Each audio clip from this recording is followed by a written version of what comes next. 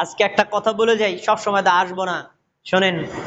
জুমার দিন ইমাম সাহেব আসবেন পরে, মুসল্লিরা আসবেন আগে, এটাই হলো সুন্নাত। ইমাম যদি আসেন আগে আর মুসল্লিরা যদি আসেন পরে, তাহলে মুসল্লিরা উট কোরবানির নেকি পাবে না, গাভী কোরবানির নেকি পাবে না, ছাগল কোরবানির নেকি পাবে না, ডিম দানের নেকি পাবে না, আর মুরগি দানের নেকি পাবে না। কেন? ওই যে ইমাম যদি এসে যায়, ইমামের খুতবা শোনার জন্য ফেরেশতারা লেখাপত্র বন্ধ করে দেয়, তাহলে মুসল্লিরা আসতে হবে ইমামের খুতবা শুরু করার আগে। এটা মোস্ট ইম্পর্টেন্ট বিষয়। আচ্ছা, এবার রাসূল সাল্লাল্লাহু আলাইহি সাল্লামের যুগে নবী সাল্লাল্লাহু আলাইহি ওয়াসাল্লাম একজন দাঁড়িয়ে খুতবা দিচ্ছিলেন একদিন। ইতিমধ্যে মসজিদে নববীর সামনে ছিল মাঠ, সেখানে মাঝে মধ্যে বেচা কেনার জন্য মালপত্র আসত। সিরিয়া থেকে একটা বণিক দল কিছু মাল নিয়ে মাঠে আসছে। নবী সাল্লাল্লাহু আলাইহি ওয়াসাল্লাম দাঁড়িয়ে খুতবা দিচ্ছেন, তখন সাহাবীগণ পিছনে তাকায় দেখলেন ওই কিছু মাল আসছে। তো ওনারা ভাবলেন, আমি যদি এখন বের হয়ে 10 কেজি মাল কিনি, তারপরে একদিন রেখে যদি এবার বিক্রি করি, 10 কেজি মালে 100 টাকা দিয়ে কিনলে পরের দিন যদি এবার 200 টাকা বিক্রি করি, মানে 100 টাকা লাভ হবে। আমি যদি এখন না যাই, তাহলে তো মালটাও কিনতে পারবো না, লাভ হবে না। তাহলে কি করে? সাহাবীরা চলে গেলেন মালগুলো কেনার জন্য। আপনারা বলেন তো, খুতবা দিচ্ছেন কে? আমাদের নবী। তখন হাদিসে আসছে সহিহ মুসলিমে, 12 জন সাহাবী, মাত্র 12 জন সাহাবী আমাদের নবীর খুতবা শুনছে। তারা বলছে, ওখানে ব্যবসা বাণিজ্যের জামানায় তা হোক, আমার কাছে নবীর খুতবা বড়, আমি নবীর খুতবা শুনবই শুনবো। 12 জন আছে, বাকি সবাই চলে গেছে। এই দৃশ্যটা আল্লাহর কাছে এত খারাপ লাগছে, এত খারাপ লাগছে, আল্লাহ সূরা জুমায় আয়াত নাযিল করেছেন কি, ওয়াইজা রাআউ তিজারাতান আও লাহুন ফাদ্দু ইলাইহা। নবী, তুমি দাঁড়িয়ে যখন খুতবা দিচ্ছিলা, তোমাকে রেখে মাত্র 12 জন সাহাবী ছিল, বাকি সব সাহাবী চলে গেল ব্যবসা বাণিজ্যের দিকে। এই কাজটা আল্লাহর কাছে পছন্দনীয় হয় নাই। ওই ব্যবসা বাণিজ্যের চাইতে তোমার খুতবা শোনা বেশি জরুরি ছিল। এই হাদিস আর আয়াত প্রমাণ করে যে ইমাম যদি বয়ান শুরু করে, ইমাম যদি খুতবা শুরু করে, মুসল্লির জন্য পার্থিব বেচা কিনা, বাড়ি গাড়ি, কাজ কর্ম, পারিবারিক সব কাজ হারাম। এজন্য জুমার দিনে আপনি পূর্ব পরিকল্পিত ভাবে জুমার খুতবা কখন শুরু হয়, নামাজ কখন শুরু হয়, টাইমটা জেনে গোসল, খাওয়া দাওয়া, কাজ কারবার, অফিসিয়াল বেচাকেনা সবকিছু আগে শেষ করে খুতবার শুরুতে আসবেন। এটা মুসল্লিদের একটা দায়িত্ব। তারপরে মুসল্লিদের একটা দায়িত্ব হচ্ছে জুমার দিন একটু পরিপাটি হয়ে আসা। রাসূল সাল্লাল্লাহু আলাইহি ওয়াসাল্লাম বলেন, জুমার দিন তোমাদের উচিত গোসল করা। গোসল করতে যদি না পারো, তাহলে কমপক্ষে একটু ওযু করে, নিজেকে একটু পরিপাটি করে, আতর ব্যবহার করে, সুগন্ধি ব্যবহার করে, নিজের বাড়িতে যে সুন্দর ভালো পোশাকটা আছে ওইটাই পরে তুমি আসো। কারণ জুমার দিন মুসল্লিদের জন্য সাপ্তাহিক একটা ঈদের দিন, ঈদের দিন। এই তো, তারপরে যখন আপনি খুতবা শুনবেন, ইমাম সাহেবের খুতবা যখন শুনবেন, বয়ান শুনবেন, ওয়াজ শুনবেন, তখন আপনার দৃষ্টি থাকবে খতিব সাহেবের দিকে। এটা একটা সুন্নাত। এই সুন্নাত আমরা অনেকে পালন করি না। অনেক মুসল্লি আছে ঘুমায় ঘুমায় খুতবা শুনে, অনেকে আছে খুতবা শুনতেছে মোবাইলও টিপতেছে। এমন মুসল্লি নাই। এটা সুন্নাত বিরোধী আমল। তো দলিল নেন, আমি দলিল দিচ্ছি, প্রত্যেকটা কথা দলিল, সময় তো সংক্ষিপ্ত। দেখেন ইবনে মাজাহ হাদিস নাম্বার 1136, সাহাবেত রাদিয়াল্লাহু তাআলা বলেন, ইযা কামান নবী সাল্লাল্লাহু আলাইহি ওয়াসাল্লাম ইয়াউমুল জুমাতিল খুতবা, আমাদের নবী যখন জুমার দিন দাঁড়াতেন খুতবা দেওয়ার জন্য, ইস্তাকবালা আসহাবাহু বিওয়াজহিম, সব সাহাবী তাদের চেহারা আমাদের নবীর দিকে দিয়ে রাখতেন। তাহলে তারা তাকাইতেন কোন দিকে? খতিবের দিকে। খতিবের দিকে। কেন ভাই? আমি যখন এখন খুতবা শেষ করে নামাজে দাঁড়াবো, বলেন তো নামাজে দাঁড়ানোর সময় আমি তাকাবো কোন দিকে? কিবলার দিকে আমার চেহারা থাকবে না? কিন্তু এখন খুতবা দিচ্ছি, আমার এখন চেহারা কোন দিকে? কেন? কারণ কি? তাহলে আমি এদিকে ফিরে খুতবা দিই কেন? কারণ যে খুতবা দিচ্ছে তাকে দেখা, তার ভঙ্গিগুলো বোঝা, এটা খুতবা হৃদয়ঙ্গম করার একটা মাধ্যম। এখন আমি খুতবা দিচ্ছি, আপনি যদি ঘুমান আর জিমান, আপনি কি বুঝবেন? বুঝবেন না। তাই সাহাবীগণ যখন আমাদের নবী খুতবা দিতেন, একদম খতিবের দিকে তাকায় তারপরে খুতবা দিতেন। নবী কি বলেন আমাকে বুঝতে হবে, ওইটা আমল করতে হবে। তারপরে খুতবার সময় কাতার সোজা করা জরুরি না, নামাজের সময় কাতার সোজা করা জরুরি। এজন্য আমরা মনে করি কি কাতারবদ্ধ হয়েই বসতে হবে, কাতারবদ্ধ হলে তো আমার কিবলার দিকে ফিরতে হবে না। বরং যখন খুতবা শুনবেন ওই মুসল্লিরা এদিক ফিরবেন, এই মুসল্লিরা এদিক ফিরবেন, এই মুসল্লিরা এদিক ফিরবেন, সবার দৃষ্টি থাকবে কোন দিকে? খতিবের দিকে। হাদিস দেখেন, ওয়াজালাসনা হাওলাহু, আমাদের নবী যখন খুতবা দিতে দাঁড়াতেন বা বসতেন তখন আমরা চতুর্পার্শ্বে বসতাম তার দিকে ফিরে। তাহলে বোঝা যায় যে খুতবা শোনার সময় কাতার সোজা করা জরুরি না। তারপরে আজানের আগে মসজিদে আসা, যে একটু আগে দলিলটা আপনাদেরকে দিয়ে দিয়েছি। এরপরে ৮ নম্বর কাজ হচ্ছে ইমামের নিকটবর্তী হয়ে বসা জুমার দিন। এটা একটা সুন্নাত। আমরা অনেকে ইচ্ছাকৃতভাবে পিছনে বসি, ইচ্ছাকৃতভাবে পিছনে বসা যাবে না। কারণ একটা লোকের পাশে থাকলে তার কথাটা যেভাবে ক্লিয়ার বোঝা যায়, দূর থেকে ওইরকম কথাটা ক্লিয়ার বোঝা যায় না। এজন্য নবী সাল্লাল্লাহু আলাইহি ওয়াসাল্লাম কি বলেছেন? তিনি বলছেন, শোনো, উহদুরু যিকরা, তোমরা খুতবা শোনার জন্য উপস্থিত হও। কিসের জন্য বলেন? খুতবা শোনার জন্য। ওয়াদুনু মিনাল ইমামি, ইমামের নিকটবর্তী হয়ে বসো। তাহলে ইমামের নিকটবর্তী হয়ে বসা, এই আদেশটা কার? আমাদের নবীর। এজন্য আপনি যদি ইমামের কাছাকাছি বসতে চান আপনাকে আগে আসতে হবে, কখনো আবার পরে এসে মানুষকে ডিঙিয়ে সামনে যাওয়া যাবে না। আগে এসে ইমামের খতিবের কাছাকাছি বসতে হবে যেন আপনি খুতবাটা ভালো করে বুঝতে পারেন। তারপরে রাসূল সাল্লাল্লাহু আলাইহি ওয়াসাল্লাম আরেকটা কথা বলেছেন, ওয়াদানা মিনাল ইমাম, যে ব্যক্তি জুমার দিন গোসল করলো, সুন্দর পোশাক পরিধান করলো, তারপরে মসজিদের দিকে রওনা দিল, মসজিদে ইমামের খতিবের খুতবা আর সালাত ছাড়া অন্য কোনো উদ্দেশ্যে রওনা দিল না, মসজিদে গিয়ে প্রবেশ করলো। তারপরে সে যখন প্রবেশ করার পরে দেখলো ইমাম সাহেব খুতবা শুরু করে নাই, বাস 2 রাকাত দুখুলুল মসজিদ পড়লো, এরপরে আবার 4 রাকাত সুন্নাত পড়লো, তারপরে বসে বসে জিকির করলো। ইমাম সাহেব খুতবা শুরু করলে খুতবা মনোযোগ দিয়ে শুনলো। খুতবা মনোযোগ দিয়ে শোনার পর এখন শব্দটা দেখেন কি, ওয়াদানা মিনাল ইমাম, ইমামের নিকটবর্তী হয়ে বসলো। ফাস্তামা, ইমাম যখন ওয়াজ করছেন, খুতবা দিচ্ছেন, একেবারে চুপ, নিজেও কথা বললো না, পার্শ্ববর্তী ব্যক্তির কথাও শুনলো না। আল্লাহ রাব্বুল আলামিন ওই ব্যক্তির আজকের জুমা থেকে আগামী জুমা 1 সপ্তাহের পাপ আল্লাহ ক্ষমা করে দিলেন। তাহলে এই হাদিসেও পাওয়া যায় যে ইমামের নিকটবর্তী হয়ে বসা এবং বসে চুপ করে খুতবা শোনা, এটা গুনাহ ক্ষমা পাওয়ার একটা মাধ্যম। প্রিয় ভাই, এবার আপনাদের একটা চমৎকার হাদিস শোনাবো। আমার ধারণা আপনারা হাদিসটা আগে কখনো শুনেন নাই। আবু দাউদ হাদিস নাম্বার 1115। রাসূল সাল্লাল্লাহু আলাইহি ওয়াসাল্লাম বলেছেন, জুমার দিন 3 শ্রেণীর মুসল্লি উপস্থিত হয়। আজকে আপনারা একটু নিজেকে পরীক্ষা করবেন, আপনি কোন শ্রেণীর মুসল্লি। জুমার দিন কয় শ্রেণীর মুসল্লি উপস্থিত হয়? 3 শ্রেণীর।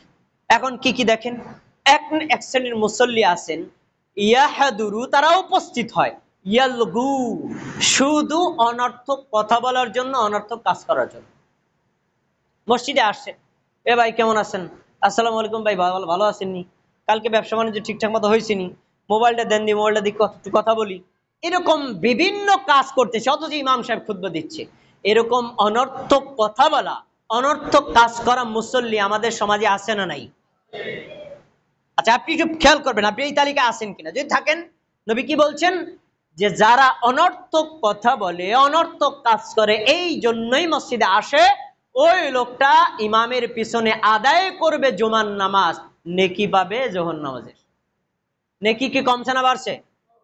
কমছে। আচ্ছা, গেল এক। 2 নম্বর, দ্বিতীয় শ্রেণীর মুসল্লি আছে, তারা হলো ইয়াদউ, ইমাম সাহেবের কাছে দোয়া চাওয়ার জন্য আসেন। ইমাম সাহেব আমার শাশুড়ি অসুস্থ, দোয়া করেন। ইমাম সাহেব আমি একটু অসুস্থ, দোয়া করেন। ইমাম সাহেব আবার বাবা গতকাল মারা গেছেন, দোয়া করেন। এই দোয়া আমরাও তো চাই, তাই না?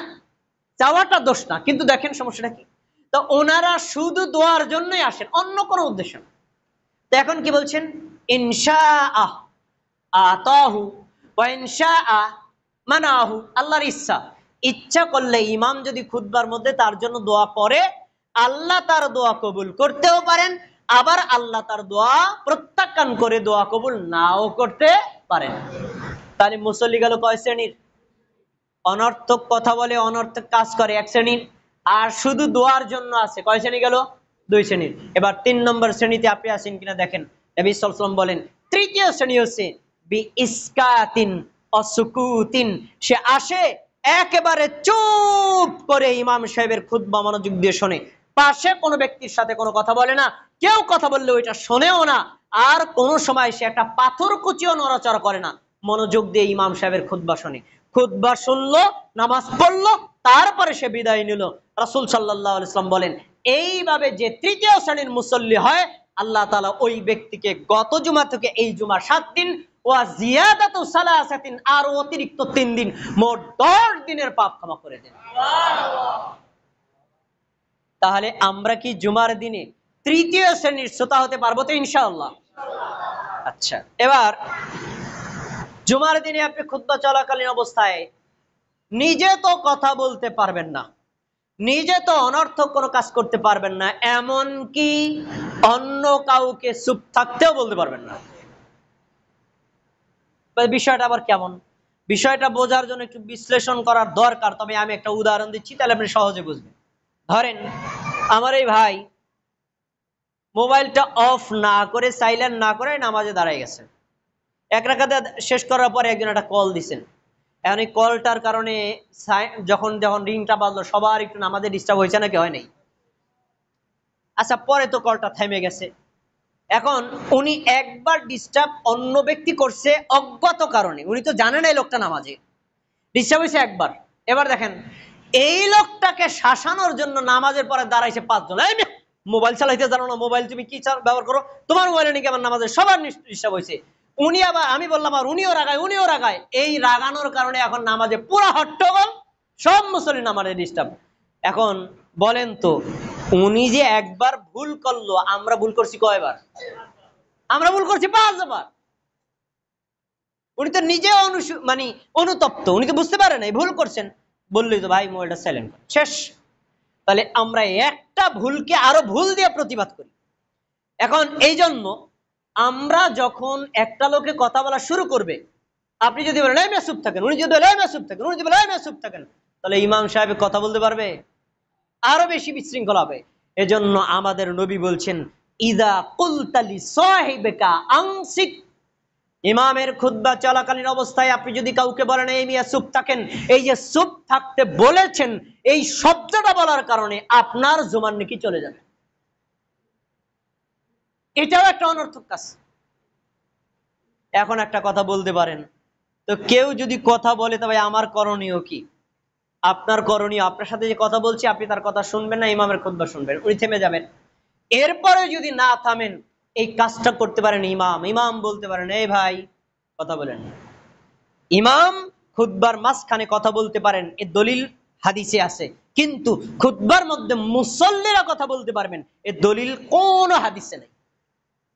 এজন্য আমরা ইমামের খুতবা চলাকালীন অবস্থায় কোনো কথাও বলবো না, আর কোনো কাজও করব না। এমনকি ওমান মাসাল হাসা ফাকাদ লাগা, রাসূল সাল্লাল্লাহু আলাইহি ওয়াসাল্লাম বলছেন কেউ যদি একটা পাথর টুকরা নড়াচড়া করে, ধরেন আপনার সামনে একটা ঢিল আছে, আপনি খুতবা চলাকালীন অবস্থায় খুতবা না শুনে ঢিলটা নড়াচড়া করলেন, আপনি একটা অনর্থক কাজ করেছেন।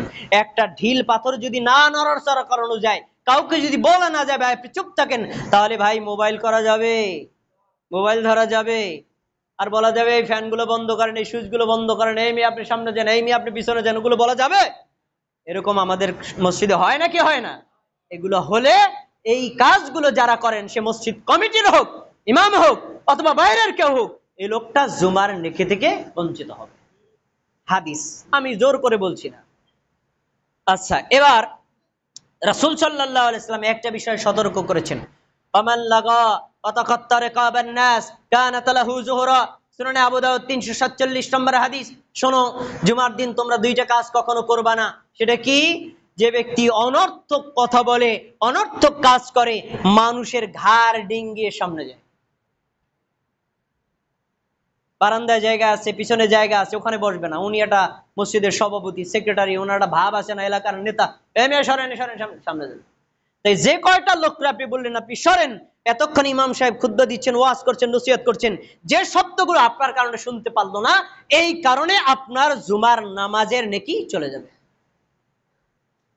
এই জন্য তিনি বলেছেন, অমান লাগা, যে অনর্থক কথা বলবে, অনর্থক কাজ করবে, মানুষের ঘাড় ডিঙ্গে সামনে যাবে, এই লোকটার জুমার নামাজটা জাহান্নামে পরিণত হবে।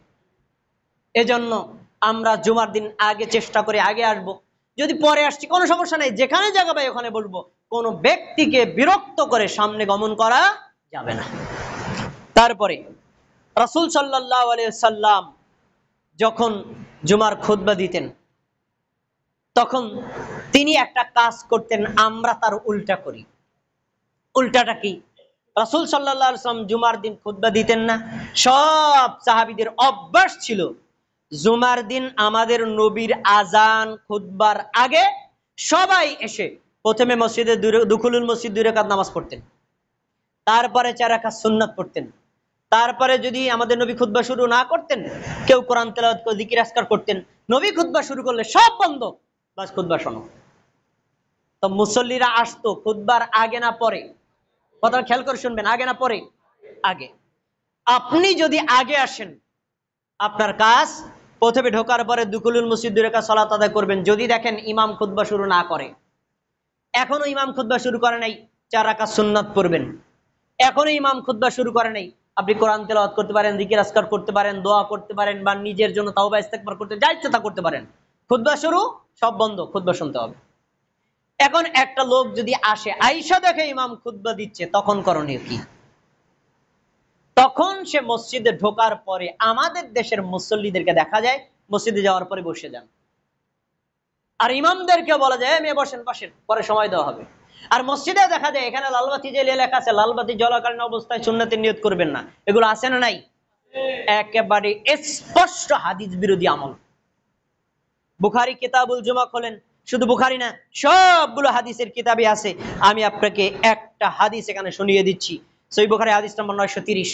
জাবের রাদিয়াল্লাহু তাআলা আনহু বলেন, নবী সাল্লাল্লাহু আলাইহি ওয়াসাল্লাম ইয়াউমুল জুমআতি ইয়াখতুবু আলাল মিম্বারি, নবী সাল্লাল্লাহু আলাইহি ওয়াসাল্লাম মিম্বারে দাঁড়িয়ে খুতবা দিচ্ছেন। সুলাইক গাতফানি নামে একজন সাহাবী মসজিদে ঢুকলেন। ঢোকার পরে তাকায় দেখছেন সব সাহাবীরা বসে বসে আমাদের নবী খুতবা শুনছেন। উনি মনে মনে ভাবলেন যে সবাই বসে খুতবা শুনছে, আমি যদি এখন দাঁড়ায় নামাজ পড়ি তাহলে এই মজলিসের আদবের খেলাফ হয়, নবীর সাথে বেয়াদবি হয়। উনি কি করছে? ফাজালাসা, তিনি বসে গেলেন। এই দৃশ্য সাহাবীরা দেখে নাই, দেখেছে কে? আমাদের নবী। তিনি বলছেন, ইয়া সুলাইক, হে সুলাইক, আসল্লাইতা, তুমি কি নামাজ পড়েছো? সুলাইক বলল, লা, আমি সালাত আদায় করিনি। নবী সাল্লাল্লাহু আলাইহি ওয়াসাল্লাম বললেন, কুম, দাঁড়াও, ফারকা রাকাতাইন, 2 রাকাত নামাজ পড়ো, তারপরে বসো, এরপরে খুতবা মনোযোগ দিয়ে শোনো। তাহলে হাদিস কি বোঝা যায়? ইমাম যদি ওয়াজ করে, ইমাম যদি নসিহত করে, ইমাম যদি বয়ান করে, ইমাম যদি খুতবা দেয়, মসজিদে ঢোকার পরে বসে যেতে হবে না 2 রাকাত নামাজ পড়তে হবে? 2 রাকাত সালাত আদায় করতে হবে। এই আদেশ কি আমার না নবীর? নবীর। নবীর যদি আদেশ থাকে, নবীর আদেশের বিরুদ্ধে কোন মসজিদ কমিটির আদেশ, কোন ইমামের আদেশ কোন মূল্য নাই। আরেকটা হাদিস আপনাকে শোনাই। আবু কাতাদা রাদিয়াল্লাহু তাআলা আনহু বলেন, আমি মসজিদে ঢুকলাম। মসজিদে ঢোকার পরে দেখলাম আমাদের নবী বয়ান করছেন, সব সাহাবীরা বসে বসে বয়ান শুনছেন। ফাজালাস্তু, আমি বসে গেলাম। নবী সাল্লাল্লাহু আলাইহি ওয়াসাল্লাম আমাকে বলছেন, ইয়া আবা কাতাদা, আবু কাতাদা, মা মানাকা আন তাসজুদা আন তারকা রাকাতাইনি ক্বাবলা আন তাজলিসা। আবু কাতাদা, তুমি যে মসজিদে আয়েশা আসার পরে বসে গেলা, তুমি যে আগে 2 রাকাত নামাজ পড়লা না, তোমার বাধা দিছি কে পড়তে? বলো। আমি বাধা দিছি? সাহাবীরা বাধা দিছে? না তুমি বসলা কেন? বলো। এবারে আপনাদের যুক্তি শোনেন। সাহাবী দাঁড়ায় বলছেন, আল্লাহ রাসূল, রাআইতুকা জালিসান, আপনাকে দেখলাম আপনি বসে বসে বয়ান করছেন, ওয়ান্নাসু জুলুসুন, লোকেরাও বসে আপনার খুতবা শুনছে, বয়ান শুনছে। এখন আমি যদি দাঁড়িয়ে নামাজ পড়ি তাহলে আপনার মজলিসের সাথে বেয়াদবি করা হয়, এজন্য আমি বসে গেছি, ফাজালাস্তাম, বসে গেছি। নবী সাল্লাল্লাহু আলাইহি ওয়াসাল্লাম বলে দিয়েছেন, শোনো, ইযা জাহাদুকুমুল মাসজিদা ওয়াল ইমামু ইয়াখতুবু, শুনে রাখো, তোমরা যখন মসজিদে আসবা, আসার পরে যদি দেখো ইমাম খুতবা দেয়, ইমাম বয়ান করে, ইমাম নসিহত করে, ইমাম ওয়াজ করে, যাই করুক না কেন, আগে 2 রাকাত নামাজ পড়বা, তারপরে বসবা। আজকে থেকে আমরা একটা সিদ্ধান্ত নেই, মসজিদে ঢোকার পরে যদি দেখি ইমাম সাহেব ওয়াজ করতেছেন, নসিহত করতেছেন, বয়ান করতেছেন, খুতবা দিচ্ছেন, আমরা কি বসে যাব না 2 রাকাত নামাজ পড়বো? এটা আমাদের নবীর আদেশ। এবার 4 রাকাত সুন্নাত। 4 রাকাত সুন্নাতের বিষয়টা হলো, আপনি যদি ইমামের খুতবার আগে আসেন তাহলে 4 রাকাত সুন্নাত পড়বেন। আর যদি এসে দেখেন যে না, খুতবা শুরু হয়ে গেছে, তখন আপনি 2 রাকাত পরে বসবেন। এই যে 4 রাকাত সুন্নাত রয়ে গেল, ইমাম সাহেবের খুতবা, তারপরে নামাজ, নামাজের পরে আপনি 4 রাকাত সুন্নাত পড়ে নেবেন, কোনো সমস্যা নাই। এটাই হলো সঠিক সুন্নাত। কিন্তু বড় দুঃখের বিষয়, আমাদের এই সুন্নাতগুলো আমরা অনেকেই পালন করি না। সবশেষ আমার কথাটা বলে আলোচনা শেষ করছি, আপনাদেরকে বিরক্ত করব না। মুসল্লিদের একটা মোস্ট ইম্পর্টেন্ট দায়িত্ব আছে, খুবই গুরুত্বপূর্ণ দায়িত্ব। মসজিদ কমিটির দায়িত্ব, সভাপতির দায়িত্ব, সেক্রেটারির দায়িত্ব, এলাকাবাসীর দায়িত্ব, প্রত্যেক সচেতন মানুষের দায়িত্ব হলো এমন একজন ইমামকে, এমন একজন খতিবকে রাখা, যে লোকটা আল্লাহর বাণী কোরআন দিয়ে, নবীর বাণী হাদিস দিয়ে খুতবা দিবে, তাকে রাখা। কোরআন এবং হাদিসের বাইরে হাস্যরসাত্মক কিচ্ছা বলে, গল্প বলে, পীর বুজুর্গদের গল্প বলে, মানুষকে কৌতুক বলে, অথবা অন্য মানুষের সমালোচনা করে, কারো গীবত করে, এই জাতীয় কোন খতিবকে খতিব হিসেবে রাখা যাবে না। এটা মুসল্লিদের দায়িত্ব। দেখেন আল্লাহ কি বলছেন সূরা জুমা, সূরা জুমার 17-18 নম্বর আয়াত আল্লাহ কি বলছেন? ফাবাশশির ইবাদিল্লাযীনা ইয়াসতামিউনাল কওলা ফায়াত্তাবিউনা হাসানাহু উলাইকাল্লাযীনা হাদাহুমুল্লাহ ওয়া উলাইকা হুম উলুল আলবাব। নবী, তুমি ওই সকল লোকদেরকে সুসংবাদ দাও যারা খুতবা, বয়ান, নসিহত, ভাষণ এগুলো মনোযোগ দিয়ে শোনে। তাহলে একটা দায়িত্ব কি? মনোযোগ দিয়ে শোনা।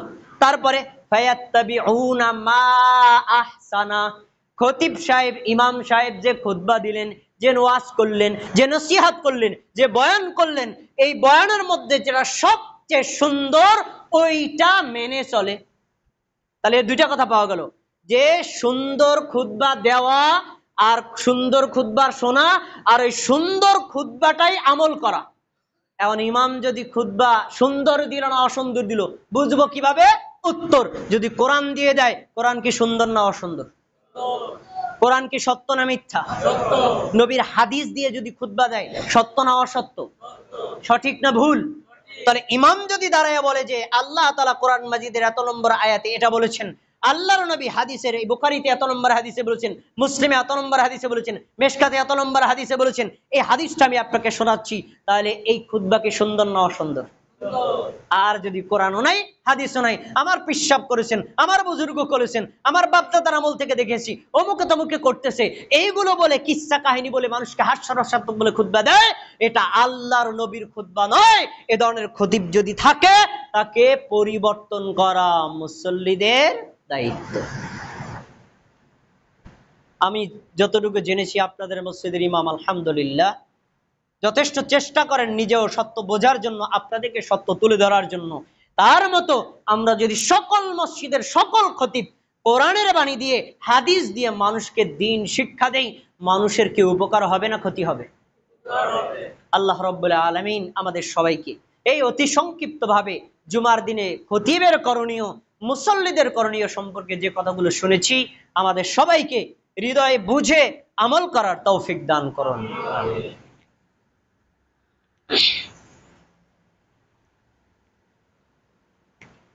إن الحمد لله نحمده ونستعينه ونستغفره ونؤمن به ونتوكل عليه ونعوذ بالله من شرور أنفسنا من يهد الله فلا مضل له ومن يضلله فلا هادي له وأشهد أن لا إله إلا الله وأشهد أن محمدا عبده ورسوله فيا أيها المسلمون قال الله تبارك وتعالى في القرآن المجيد أعوذ بالله من الشيطان الرجيم بسم الله الرحمن الرحيم إن الله وملائكته يصلون على النبي يا أيها الذين آمنوا صلوا عليه وسلموا تسليما اللهم صل على محمد وعلى آل محمد كما صليت على إبراهيم وعلى آل إبراهيم إنك حميد مجيد اللهم بارك على محمد